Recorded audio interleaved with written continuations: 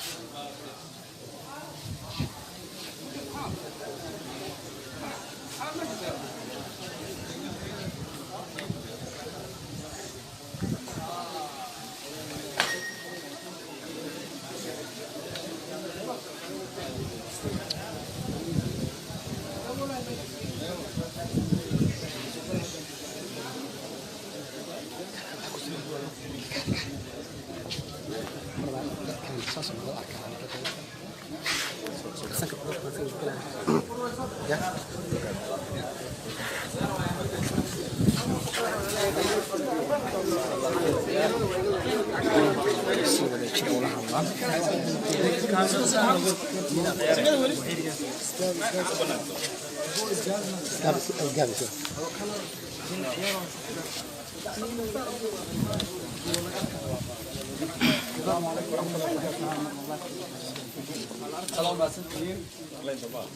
مدحوينها ديوانada iyo senatarada sharafta leh baada saxaafadda waa soo dhaweynayna xarunta madasha aad waxaan u xudur daaranaynaa daaha la ilaahiyay shirkan jaraa'id wuxuu ku saabsan yahay dhowr qodob mid waxa waaye sida la socotiin madaxweynaha wuxuu hadal jeedin ka sameeyay baarlamaanka oo ka hadlayay arrimaha doorashooyinka iyo wax soo qabsoomay inta labaadna waxay ahaaday kulamadii ka dhacay guddoonka baarlamaanka iyo madasha dhex maray iyo xaaladda dalka iyo doorashooyinka marka hore waxaan wada ognahay dalkan doorashooyinkii ugu dambeeyey waxaa la xaqiijiyey oo dadka Soomaaliyeed oo dhan waxay ku faani karaan in doorashada xilligeeda lagu qabto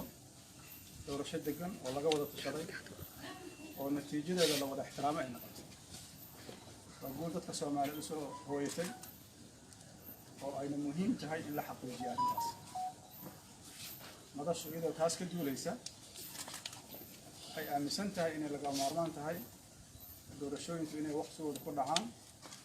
ay noqdaan doorashooyin hufan laga wada tashaday raali laga yahay natiijadeedana qof walba Soomaali oo diyaar u yahay inuu fuliyo sidaas darteed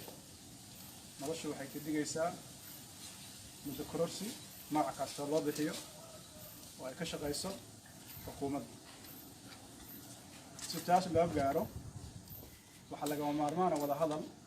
dhab ah oo ku aadan arrintaas oo saamilada siyaasadeed dhammaantood ay ka wada qayb qaataan dowladda xubnaha ka ah ama dowladaha xubnaha ka ah waxaan ku yiraahdaa dowladda dhexe ay ka wada qayb qaataan saamilada siyaasadeed dhammaantood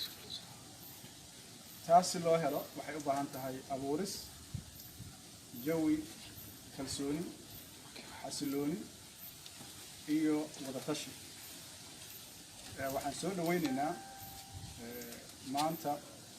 go'aanka aqalka sare ay soo saareen oo ku baaqeen in laga wada tashado arrimaha doorashooyinka waxaan leenahay waa go'aan geesinimo leh loo baahan yahay xilligiisa yimiday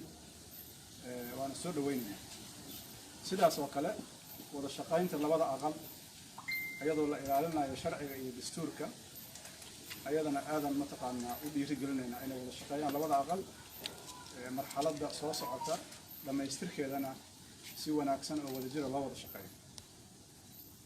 sidaa la socotiin madasha xisbiyada qaran waxay aada ugu howlaneed in xiriirka dadka Soomaaliyeed u dhaxeeya ama ha noqdaano dowladda dhexe siyaasiyiinta ama axsaabta siyaasadeed iyo dowlad goboleedyada in la xoojiyo taasoo ujeedada laga leeyahay inay tahay wadajirka ummadda Soomaaliyeed inuu sii xoogaysto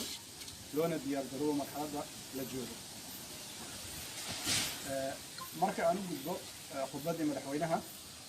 runtii waxaa la filayay in laga hadlo mustaqbalka iyo doorashadu sida ay noqon iyo dowlad goboleedyada in la xoojiyo taasoo ujeedada laga leeyahay inay tahay wadajirka ummadda Soomaaliyeed inuu sii xoogaysto loona diyaar garoobo marxaladda